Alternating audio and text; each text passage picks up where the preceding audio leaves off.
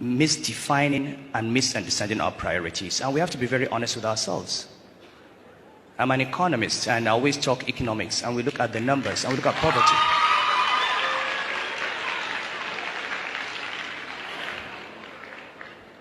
If you look at all the poverty indices in the world today, you find that in southwest Nigeria, the incidence of poverty is 20%.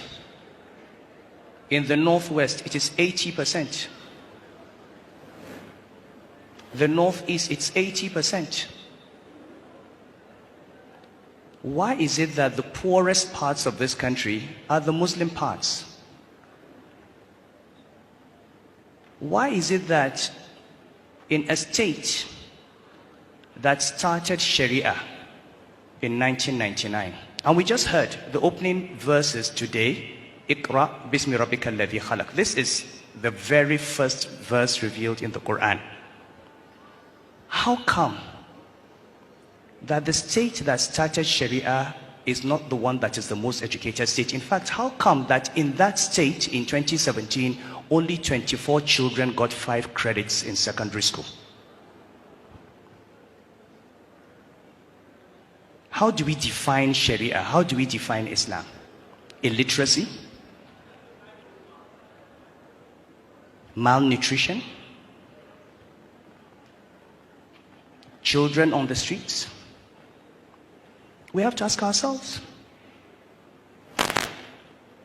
And we can't ask those questions until we begin to understand through usul that you have to live in this world well in order to serve Allah for the hereafter.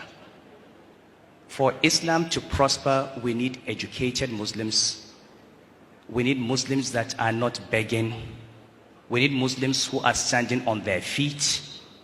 Believe me, if poverty continues in the north, Islam will disappear from the north. The Prophet said, Allahumma inni a'udhu bika min al-kufri wal-faqri. Allah, I seek refuge with you from disbelief and poverty. And he said, Kad al-faqru an yakuna kufran. Poverty can lead to disbelief.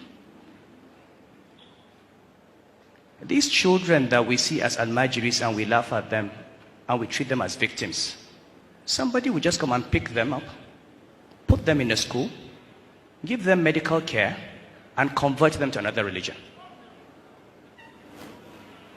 And they will do that by the hundreds and the thousands. So, what we see on the street is a product of bad economic policies and wrong priorities. These children are not criminals, they are victims. What part of Islamic law, what verse in the Quran, what hadith of the Prophet allows a father to give birth to a child and leave the child to go and fend for himself?